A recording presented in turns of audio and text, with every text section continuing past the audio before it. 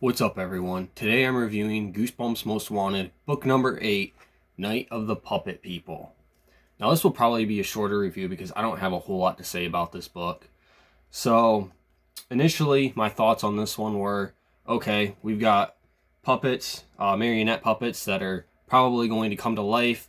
Sounds kind of like a Night of the Living Dummy Slappy ripoff, which, as some of you guys already know, the Night of the Living Dummy books are among the most popular and iconic Goosebumps books there are. There's more Slappy sequels than any other Goosebumps book. So yeah, those were my initial thoughts. And as it turns out, it is a Night of the Living Dummy ripoff. This book just is basically Slappy reskinned into a marionette puppet this time around instead of a ventriloquist dummy. So, yeah.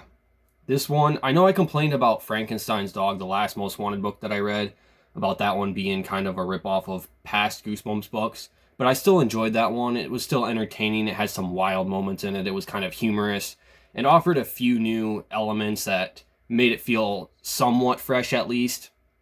This one literally has nothing in it that's original or unique. Everything in here, every tiny detail and twist that happens in the story has been done previously in Goosebumps, much of them multiple times. So, yeah, basically in this book, the characters, they discover these marionette puppets up in the attic.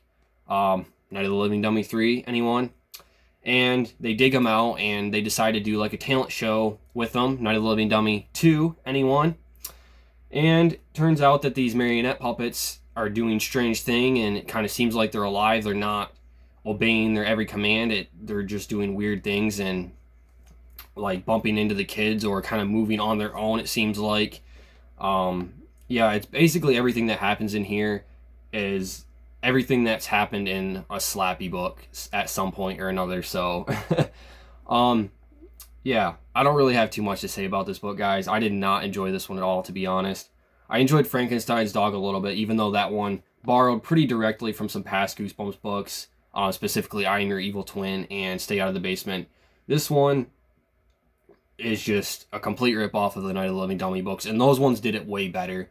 If you want to read a book about a dummy or ventriloquist puppet or whatever coming to life, go read the first 3 Night of the Living Dummy books from the original Goosebumps series. Those books are all fantastic. This one isn't necessarily terrible. It's not poorly written. The quality here is about average for a Goosebumps book. It's just the fact that there's nothing new here. I get R.L. Stine is probably running out of ideas after writing well over 100 Goosebumps books, but I still kind of look for something new or fresh to keep me engaged with the story. And when I keep reading these books that are just reskinned Goosebumps books that have been done before, it just doesn't hold my interest.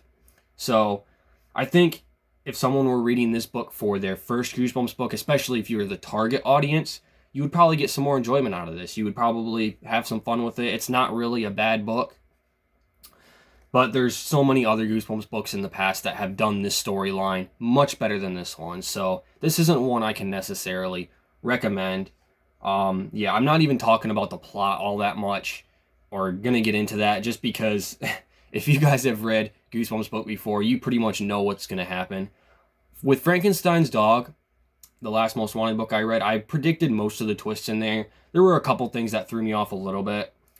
But in this one, I literally predicted every single twist in this book to the exact point it was going to happen, to the smallest detail. I literally saw this whole book in my mind after, like, I don't know, even before the halfway point, I think. I just saw everything, how it was going to play out, and it turned out exactly how I thought it was going to. So, yeah.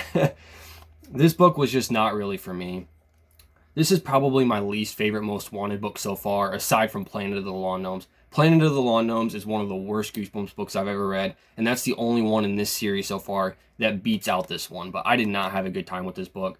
Did not really care for it, so I'm going to give it probably like a 1.5 out of 5 stars. I'm giving it that extra. I'm not giving it a 1 because 1-star ratings are reserved for books that I truly think are terrible, or books that I guess I'm never reading this one again either, most likely, but yeah, I don't think it quite deserves a 1 star. there's even only a few Goosebumps books out of the entire franchise that I would give a 1-star rating, to be honest. But yeah, we'll just give this one 1.5 stars because, again, it's not completely horrible. Someone who's reading this for the first time might get some more enjoyment out of it. It's not a terrible book. There's definitely worse Goosebumps books, but yeah, this one was just not for me. So that's my short review for Night of the Puppet People. I have one more Most Wanted book to read. I believe it's called The 12 Screams of Christmas. I think that's the title of it. And that's one of the special edition Most Wanted books. It's a little bit longer, so I plan on reading that one and getting a review for that up within the next few days, possibly. So keep on the lookout for that. Have you guys read Night of the Puppet People? What are your thoughts on it? Let me know down in the comments. And as always, guys, thanks for watching and have a nice day.